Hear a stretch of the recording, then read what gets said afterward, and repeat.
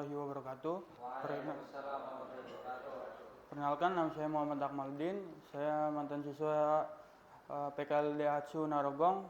Di sini saya akan mempresentasikan yaitu perawatan dan pemeriksaan berkala yaitu 80.000 km dengan mobil New Terios.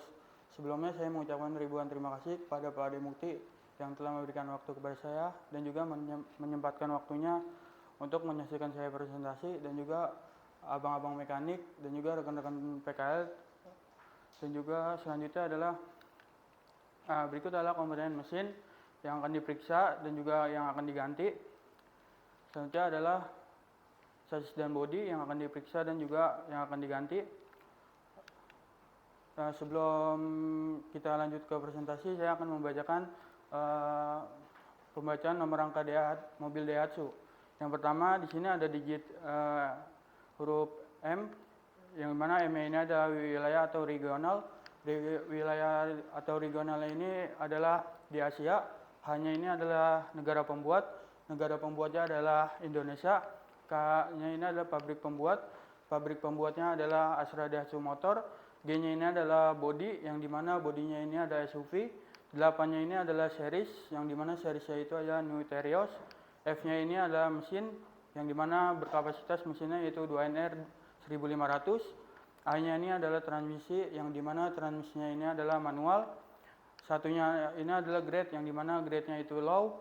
J-nya ini adalah negara tujuan, yang dimana negara tujuannya adalah Indonesia. R-nya ini adalah tahun produksi, yang dimana tahun produksinya ini adalah 2024. K-nya ini adalah lokasi pabrik pembuat, yang dimana lokasinya berada di Jakarta. Selanjutnya adalah perbedaan Terios grade 1 dan juga Terios grade 2. Kita lihat di bagian depan pada grade 1 dan juga grade 2. Di grade 1 tidak adanya lampu fog lamp, dan sedangkan di grade 2 sudah adanya lampu fog lamp. Dan juga kita lihat di bagian belakang, sedangkan di bagian belakang di grade 1 belum adanya garnish backdoor, dan juga sedangkan di grade 2 sudah ada memakai atau sudah ada garnish backdoor. Selanjutnya adalah pemasangan fender cover. Sebelum melakukan servis berkala, alangkah baiknya untuk memasang fender cover di bagian bodi depan. Fungsinya untuk mengantisipasi lecet pada bagian bodi depan. Cara memasangnya itu kita ikatkan tali di bagian penyangga kap mesinnya di bagian kiri dan kanan. Selanjutnya apabila sudah terpasang, kita mulai pemisahan tali kipas. Kita periksa tali kipas atau drive beltnya apakah bunyi atau tali kipasnya kendor atau sobek-sobek. Apabila ada yang sobek-sobek, disarankan untuk menggantinya. Selanjutnya adalah pergantian oli mesin apel atau lebih tinggi. Pertama kita siapkan dulu bak penampung oli mesinnya. Terus kemudian kita siapkan kunci ratchet dan kunci 14 shock. Selanjutnya ada pembukaan baut pembuangan oli mesin menggunakan kunci 14 shock dan kunci ratchet. Apabila sudah terbuka, tunggu olinya terkuras hingga habis. Apabila sudah terkuras hingga habis, selanjutnya ada penutupan kembali baut oli mesinnya dan juga mengencangannya. Selanjutnya adalah ganti saringan oli filter atau OF. Pertama yang kita siapkan adalah kunci obeng min untuk membuka dek yang berada di bawah mesin sebanyak 3 klep di sini. Dan selanjutnya apabila sudah terbuka deknya, kita siapkan bak penampung oli untuk menampung oli yang keluar dari filter oli. Selanjutnya kita siapkan kunci ratchet dan kunci SST atau kunci OF. Selanjutnya ada kita buka filter oli secara perlahan. Tunggu olinya keluar atau tiris. Apabila sudah tiris, lanjut untuk mengganti filter oli dengan yang baru. Apabila sudah terganti, kencangkan dan juga memasang dek yang berada di bawah mesin kembali. Selanjutnya adalah pengisian oli mesin. Kita buka di bagian tutup pengisian oli mesinnya menggunakan tang. Selanjutnya ada pengisian oli mesin menggunakan corong. Kapasitas pada oli mesin Terios ini berkisar 3,5 liter dan juga tanpa OF yaitu 3,3 liter. Selanjutnya ganti cairan pendingin dan pendingin mesin atau area radiator. Pertama, kita buka di bagian tutup radiator, pastikan mesin dalam keadaan dingin. Selanjutnya kita buka juga daring plug yang berada di bawah radiator, kita kendorkan, tunggu air radiatornya terkuras hingga habis. Apabila sudah terkuras hingga habis, selanjutnya penutupan kembali atau pengencangan kembali. Selanjutnya yaitu pengisian air radiator yang baru hingga penuh. Setelah penuh, dilanjut dengan pembleedingan. Fungsi pembleedingan pada air radiator itu berfungsi untuk mengeluarkan sisa-sisa udara yang terdapat pada radiator. Untuk pembleedingan kita siapkan kunci ring 8. Kita buka baut yang berada di pipa atau selang radiator. Bisa sudah terbleeding, selanjutnya permisahan sistem pendingin dan sambungannya. Pastikan sistem pendingin dan sambungannya tidak ada yang kebocoran atau tidak ada yang sobek. Kalau ada kebocoran atau ada sobekan, disarankan untuk menggantinya. Selanjutnya ada pemisahan pipa gas buang dan dudukannya. Kita periksa di bagian pipa gas buang atau exhaust. Pastikan pipa gas buang tidak ada kebocoran dan juga tidak ada berubah bentuk atau pengok, dan juga pastikan juga di bagian mounting tidak ada yang getas dan juga tidak ada kerusakan. Apabila ada getas atau kerusakan, disarankan untuk menggantinya. Selanjutnya ada pemeriksaan baterai. Kita periksa mulai dari bodinya, apakah ada kebocoran atau tidak. Apabila tidak ada bocoran, juga kita periksa di terminalnya apakah ada berjamur. Apabila ada berjamur, disarankan untuk menyiram dengan air panas atau dibersihkan dengan sikat kawat. Selanjutnya adalah pemeriksaan tegangan pada baterai. Tegangan normal pada baterai berkisar 12 volt sampai 14. Apabila saat mesin menyala yaitu 13 volt sampai 14 volt. Selanjutnya adalah ganti saringan bahan bakar. Pertama kita siapkan dulu kunci ring 10 untuk membuka baut 10 yang berada di belakang saringan bahan bakar. Apabila sudah terbuka baut-bautnya, selanjutnya menyopotkan selang in dan out. Apabila sudah tercopot selang in dan out, selanjutnya pergantian dengan saringan udara yang baru, saringan bahan bakar yang baru. Apabila sudah diganti saringan bahan bakar yang baru, lanjut kita kencangkan lanjut kita pasang kembali selang in dan out. Pastikan tidak terbalik antara in dan outnya. Selanjutnya kita pasang kembali baut-baut 10-nya, kencangkan. Apabila sudah kencang, selanjutnya adalah ganti saringan udara. Pertama kita ganti filter udara mesin. Kita buka di bagian boxnya dan juga kita buka di bagian penguncinya dan mengambil filter udara yang lama dan mengganti filter udara yang baru. Apabila sudah diganti dengan filter udara yang baru, tutup kembali boxnya dan juga menguncinya. Selanjutnya adalah pergantian filter AC.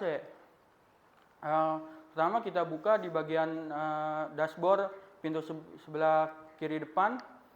Apabila sudah terbuka, lanjut kita buka penutup box filter AC. Apabila sudah terbuka, selanjutnya kita ambil filter AC yang lama dan menggantinya dengan yang baru. Selanjutnya adalah periksa tutup tangki bahan bakar, pipa saluran bahan bakar dan sambungannya. Pastikan tutup tangki bahan bakar ketika dibuka masih mengeluarkan suara angin atau berdesis, dan juga pada seal-sealnya pastikan masih bagus dan juga tidak sobek. Dan juga salurannya atau sambungannya pastikan tidak ada kebocoran. Apabila ada kebocoran, disarankan untuk menggantinya. Selanjutnya adalah periksa alkohol kanister. Kita periksa di bagian bodi Kalau core kanister, pastikan tidak ada kerusakan dan juga tidak ada kebocoran. Apabila ada kerusakan atau ada kebocoran, disarankan untuk menggantinya. Selanjutnya ada pemisah kandungan CO2 asap gas buang saat idle. Pertama, kita nyalakan mesin mobil terlebih dahulu dan juga kita gas secara perlahan. Fungsi digas untuk menghilangkan kadar air yang terdapat pada mounting, dan selanjutnya adalah memasukkan selang gas analyzer, dan selanjutnya adalah mesin mendeteksi. Apabila sudah mendeteksi, selanjutnya di print. Kita masuk pada chassis dan bodi. Pertama kita periksa pedal kopling. Flip play pedal kopling yaitu 3,5 hingga 3 mm. Apabila berada di bawahnya, disarankan untuk menyetingnya demi kenyamanan berkendara. Dan juga kita periksa di pedal rem. Ketinggian pedal rem yaitu 0,5 sampai 20 mm. Untuk free play pedal rem yaitu 3 sampai 6 mm. Dan apabila di bawahnya, disarankan untuk disetting untuk kenyamanan berkendara. Untuk pemeriksaan rem tangan atau rem parkir, standar rem parkir yaitu berkisar 4 sampai 7 klik. Apabila berada di bawah 4, disarankan untuk menyetingnya. Selanjutnya ada pemeriksaan tromol dan pelapis sepatu rem atau brake shoe. Pertama kita buka ban belakang menggunakan impact dan juga kunci roda. Apabila bannya sudah terbuka, lanjut kita lepas bannya. Lanjut kita lepas tromol dan terbalikkan tromol. Tromol pertama kita amplas dulu. Untuk apabila sudah teramplas, lanjut kita semprot dengan black cleaner. Apabila sudah dibersihkan menggunakan amplas dan juga disemprot dengan black cleaner, selanjutnya pengukuran pada tromol. Ketebalan maksimal pada tromol yaitu 2 mm. Ketebalan standar. Selanjutnya adalah pemeriksaan brake shoe. Sebelum pengukuran kita periksa brake shoe. Kita bersihkan terlebih dahulu, kita amplas brake shoe. Kampas brake shoe. Apabila sudah terampas, kita semprotkan brake cleaner. Selanjutnya pengukuran pada kampas brake shoe. Kampas rem brake shoe dalam kondisi baru yaitu 6 mm, dan apabila tinggal 2 mm disarankan untuk menggantinya. Apabila sudah diperiksa, kita beri grease di bagian 3 titik, yaitu di atas, di tengah, dan juga di bawah. Selanjutnya adalah pemeriksaan brake pad atau brake pad dan juga disc brake atau piringan rem.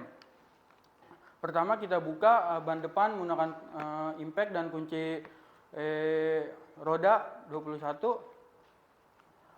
Apabila sudah terbuka ban, selanjutnya adalah pelepasan ban. Selanjutnya ada pelepasan baut kaliper menggunakan kunci ring 14. Apabila sudah terlepas, selanjutnya adalah pembersihan disc brake menggunakan amplas. Apabila sudah bersih, lanjut kita semprot menggunakan black cleaner disc brake ya. Apabila sudah disemprot, selanjutnya adalah pemeriksaan brake pad. Amplas brake pad menggunakan amplas, dan juga semprot brake pad menggunakan black cleaner. Apabila sudah disemprot, lanjut kita mengukur ketebalannya. Ketebalan kampas rem baru atau normalnya biasanya 9 sampai 6 mm, dan apabila berada di bawah 2 mm disarankan untuk menggantinya. Berikut adalah yang sebelah kiri ini, kampas rem yang tidak layak dipakai atau berada di bawah 2 mm. Selanjutnya adalah pemberian grease, yaitu di bagian belakang brake pad di sebelah sini, dan juga di tengah, dan juga di sebelah sini. Apabila sudah dikasih grease, selanjutnya ada pemasangan kembali brake pad. Selanjutnya ada pengencangan baut kaliper kembali masangnya. Selanjutnya ada pemasangan roda kembali. Selanjutnya ada pemisahan silinder master dan juga silinder roda. Pertama kita kocok terlebih dahulu rem hingga keras. Apabila sudah keras, selanjutnya kita periksa di reservoir tank minyak remnya apakah ada kebocoran, dan juga di selang-selangnya apakah ada kebocoran. Bila ada kebocoran disarankan untuk menggantinya. Dan juga kita periksa di silinder roda. Pastikan di karet-karet ini tidak ada yang sobek, dan juga di pistonnya tidak ada kebocoran. Apabila ada kebocoran disarankan untuk menggantinya. Selanjutnya adalah pergantian minyak rem. Pertama kita kuras minyak rem di bagian belakang kaliper menggunakan kunci ring 8. Apabila sudah dibuka, lanjut disedot dengan alat penyedot SST. Apabila sudah disedot, lakukan penyedotan minyak rem di semua roda depan belakang. Selanjutnya adalah pengencangan kembali. Selanjutnya adalah pengisian minyak rem baru ke reservoir tank minyak rem. Kita isi sampai dengan batas upper.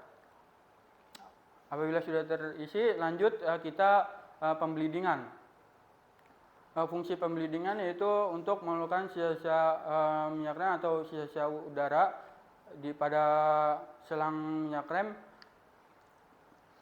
Dan juga kita siapkan alat penyedotnya kembali untuk membleeding. Apabila sudah terbleeding, kita lanjut menjangannya kembali. Untuk pembleedingan dilakukan dari jarak yang paling jauh sama master rem, mulai dari belakang sebelah kiri, terus depan sebelah kiri, belakang sebelah kanan, dan juga depan sebelah kanan. Selanjutnya ada pemisahan selang dan pipa minyak rem. Pastikan selang dan pipa minyak rem tidak ada kebocoran dan juga tidak ada rembasan. Apabila ada kebocoran dan juga ada rembasan, disarankan untuk menggantinya. Selanjutnya ada periksa roda kemudi dan lengan penghubung kemudi.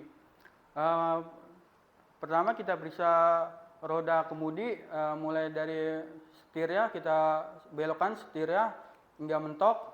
Apabila tidak ada bunyi, tanda masih bagus. Dan juga kita lihat di lengan penghubung kemudinya, pastikan tidak ada kebocoran pada oli atau grease, dan juga tidak ada di karet-karet tidak ada sobek.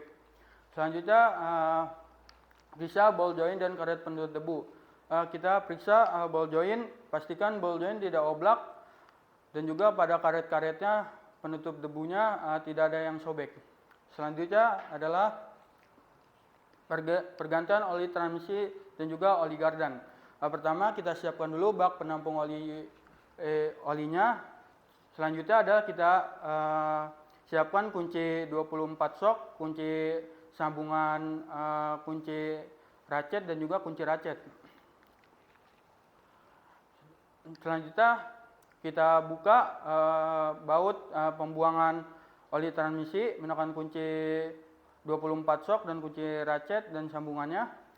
Apabila sudah terbuka, selanjutnya kita buka di bagian pengisian oli transmisi. Apabila sudah terbuka, tunggu oli transmisi terkulas hingga habis. Apabila sudah terkulas hingga habis, lanjut kita tutup di bagian pembuangan oli transmisi. Kencangan kembali menggunakan kunci 24 sok dan kunci ratchet dan beserta sambungannya. Selanjutnya adalah pengurasan pada oli gardan. Pertama kita lakukan pembukaan pada baut pembuangan oli gardan menggunakan kunci 24 sok dan kunci ratchet. Apabila sudah terbuka, selanjutnya ada pembukaan pada baut pengisian oli gardan menggunakan kunci ratchet dan kunci 24. Selanjutnya ada menunggu oli terkuras hingga habis. Apabila sudah terkuras hingga habis, selanjutnya ada penutupan pada baut pembuangan oli gardan. Selanjutnya mengencangkan menggunakan kunci ratchet dan kunci 24 sok. Selanjutnya adalah sekian presentasi dari saya. Assalamualaikum warahmatullahi wabarakatuh. Mungkin ada yang ingin ditanyakan?